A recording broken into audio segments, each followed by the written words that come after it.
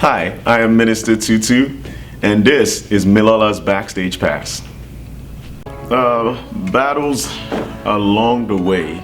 There are many battles. One of the main things was, do I really want to do this? Or you always struggle with that. Are you good enough?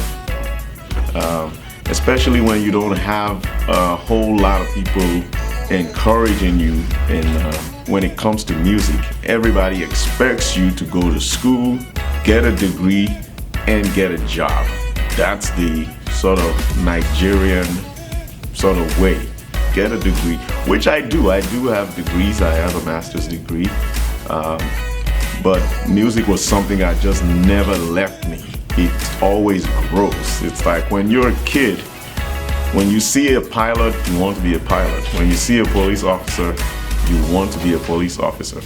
So for me, I wanted all those things. I wanted to be a pilot. I wanted to be an officer. I wanted to join the Navy. I also wanted to sing. But as you grow, all those things begin to drop off. But for me, the one thing that never left me was music. In fact, it grows. It keeps on growing. Even till now, it keeps growing. I wake up every morning and I'm singing.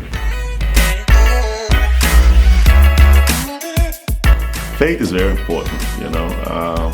I once heard a preacher say that those who are crazy enough to believe they can change the world are usually the ones who end up doing it. It can be hard sometimes when you don't see the end in sight.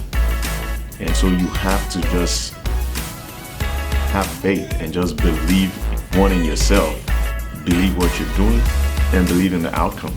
If you always wait until you could see the end of the tunnel or the light at the end of the tunnel, you never get to do anything.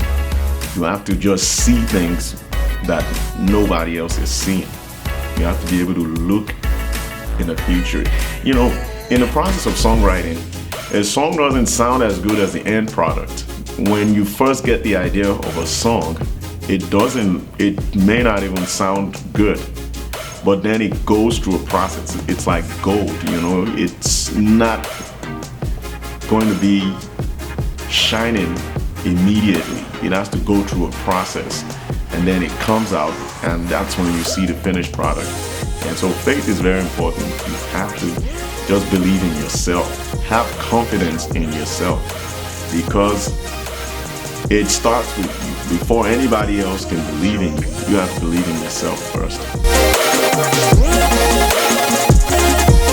You have highs and lows. My favorite joy is when I see people who are inspired by songs that I've written, or who are just inspired by me or my story or my life, you know. So hearing somebody tell me that, you know, your song inspired me, or I got a call one time from someone who told me, I listened to a song that you did called Waiting on You, and I was in a hospital going to surgery, and I was listening to the song all the way, and I just knew that everything was going to be okay. You know, when I hear stories like that, it makes me smile. And also hearing another story that somebody told me was their son was sick. Not quite sure what the sickness was. And this is someone who really likes listening to songs, my songs and my CD. And what they did was they went into the hospital room where he was, and they practically just put in my CD and kept playing it until he started to respond. And so when I hear stories like that, it inspires me. I consider those highs more so than accolades, even though a big high for me was when having myself and the choir in my church getting to sing at the White House for the Christmas tree lighting. That was a special moment, getting to meet the president, singing in front of all I don't know how many thousand people and having millions watching it, so that's it's a big high also. Also getting to sing at Madison Square Garden and places like that, you never get tired of it. It's always a special moment at any time.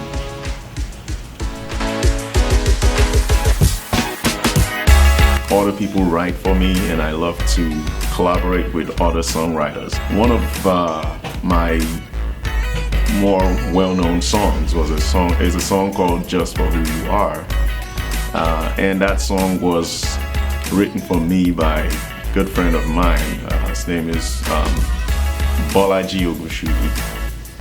People know him as BJ, and I remember calling him and saying, BJ,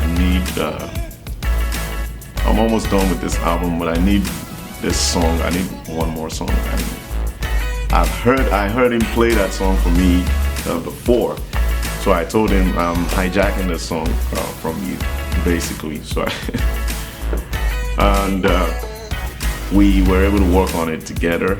And as a matter of fact, I have a very new version of that same song coming out in the next month or so. So that another thing I do is I call friends of mine who are songwriters, and I just tell them, can you write a song? I give them a concept or a topic that I want to write on, and I just let them write. One of those is a good brother of mine called Etim Ayo. He's written songs for me. There's Yemi Eleshimogu. You may know her as Natural. She's written songs for me, and I've also worked with other artists. When we did singles for the choir in my church, we worked with Jumbo. You may know him too. So, collaborating with songwriters is something I love because I love to hear a different aspect from somebody else other than just myself. Sometimes when you're into your own thing, you may not be able to see things from a different angle. So it's good to work with other songwriters and other artists.